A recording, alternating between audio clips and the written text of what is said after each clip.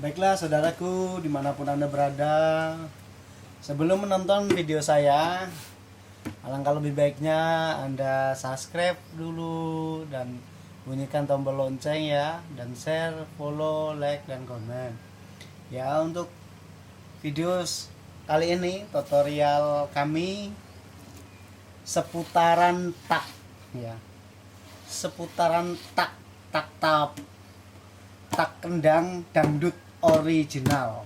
Oke. Dangdut original itu bertambahnya waktu, perubahan zaman itu selalu ada.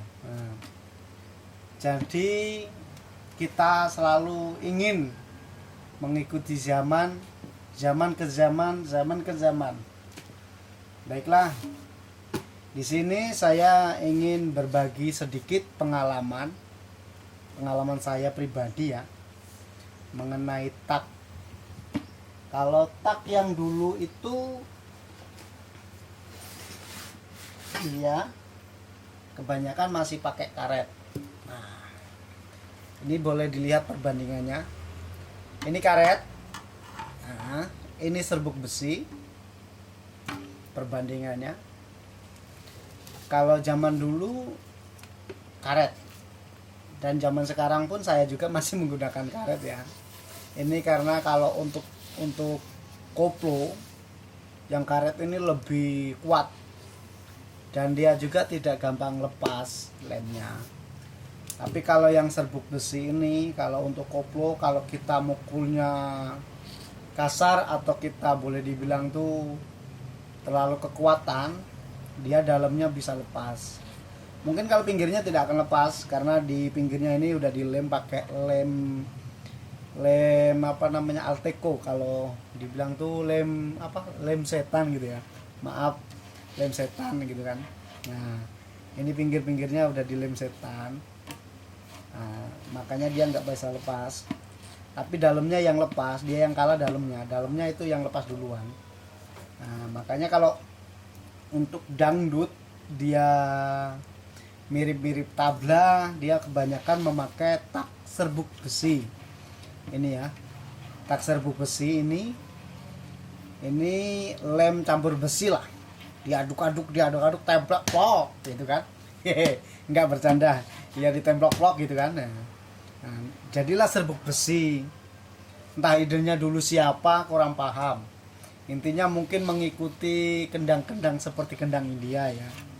Nah, kalau ini karet, karet ini zaman dulu, leluhur kita yang dulunya sudah menjadi seniman, yang dulu zamannya Bung Haji Rhoma Irama, Mangsur S, mungkin zamannya dulu mungkin itu ya.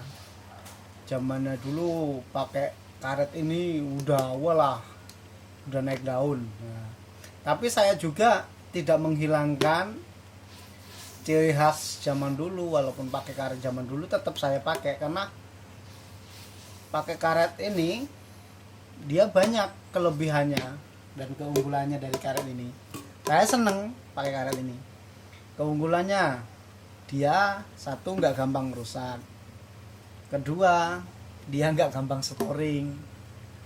Nah, kemenangannya yang pakai karet itu di situ. Dan ini juga lumayan lah bunyinya, lumayan bagus.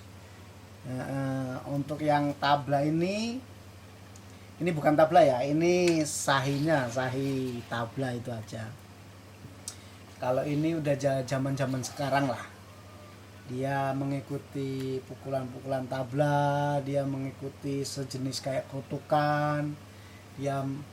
Dia tuh mengikuti zaman ya, mungkin yang pakai serbuk besi ini kan. Ya, kita lihat perbandingan suara. Memang kalau perbandingan suara bagus yang ini, sahi serbuk besi untuk kebersihannya kan. Ini juga bagus, ini juga dia bunyinya nyaring, enak didengar. Makanya saya sampai sekarang pun tetap pakai karet. Karet yang pakai karet ini tetap nggak ketinggalan, karena panggung ke panggung kebanyakan itu nanti kalau dangdut separuh nanti pasti dikoplo mintanya, yang nyanyi mintanya seperti itu, kebanyakan seperti itu. Nah makanya kalau pakai karet ini dia lebih asik lagi. Kalau pakai karet ini dia pukulan, walaupun pukulan sekasar apapun dia bakalan tetap bagus, tetap nggak bakalan kelontok, ininya nggak bakalan kelontok ini. Itu perbandingannya. Makanya saya tetap pakai ini kemana-mana. Nah kalau suara, oh nyaring kan, Jan mantap. Ya ini kalau untuk apa, dangdut pun masuk. Masuk dia.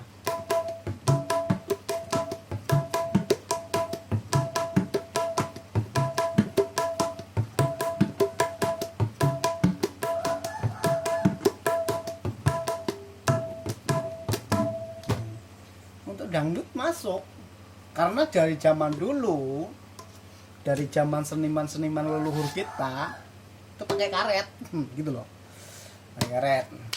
Cuman bertambahnya tahun ke tahun ada perubahan. Nah muncullah ini Sahih Serbuk Besi. Entah dulu siapa penemunya, saya kurang paham, dan saya juga kurang menelusuri hal itu. Saya juga mengikuti ngetren modern. Terlahirlah serbuk besi. Serbuk besi itu lumayan lah, untuk dangdutnya itu lebih terantang. Kalau bahasa Jawanya tuh terantang ya, garing. Nah, kalau bahasa Indonesianya tuh apa ya, renyah mungkin ya, renyah tapi bukan makanan. Renyah, enak, renyah gitu, kering ya. Bersih gitu, mungkin seperti itu. Boleh dicontohkan? Nah.